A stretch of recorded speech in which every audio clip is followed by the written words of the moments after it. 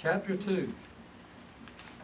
And although you were dead in the transgressions and sins in which you once walked, after the aeon of this world. Who's the aeon of this world? Satan. In which you once walked after the aeon of this world, the ruler of the domain of the air, the spirit of the one now working among the sons of disobedience. Wow. The sons of disobedience would be the disobedient saints, who are sons.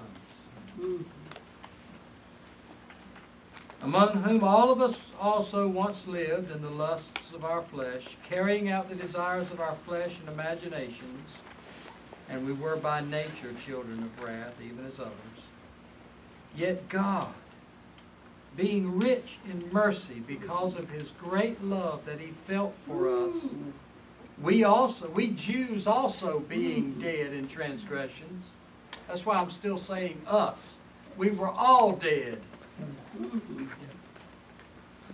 Yet God, being rich in mercy because of His great love that He felt for us, we also being dead in transgressions, made us alive together, you and me, all of us, Jew and Gentile, made us alive together with Christ.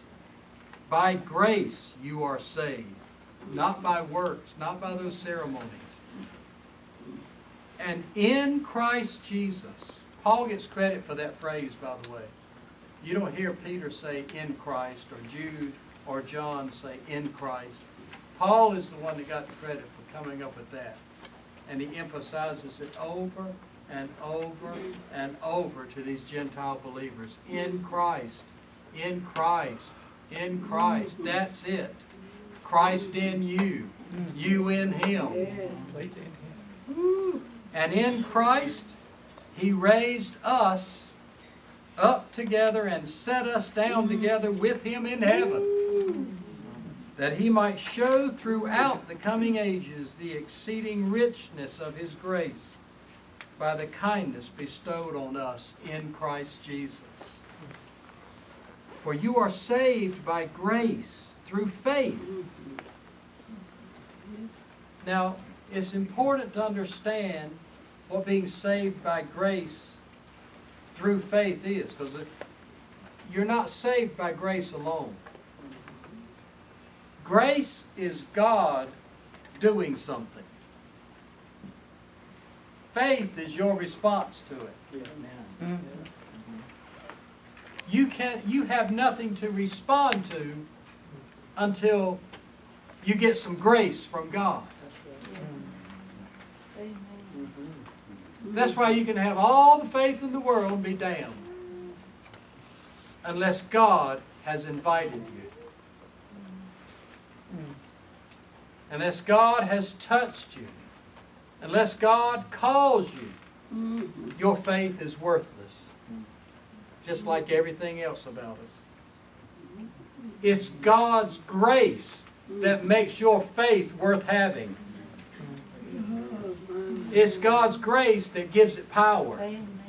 That gives it an object that will save you, for you to respond to. We're saved by grace, okay, but it's through faith. It takes a partnership. It's God working and you responding. Without your response, His grace won't save you. And without your response, His grace won't save you. Without His grace, I mean, you've got to take both, right? And this, not of yourselves, it is the gift of God. That's the grace I'm talking about. It's the gift of God. Not of works, lest anyone should boast. You can circumcise yourself 3 times and it won't do any good. For we are His creation. He's not talking physically now. Look at what comes next. Created in Christ Jesus for good works, which God prepared beforehand so that we might walk in them.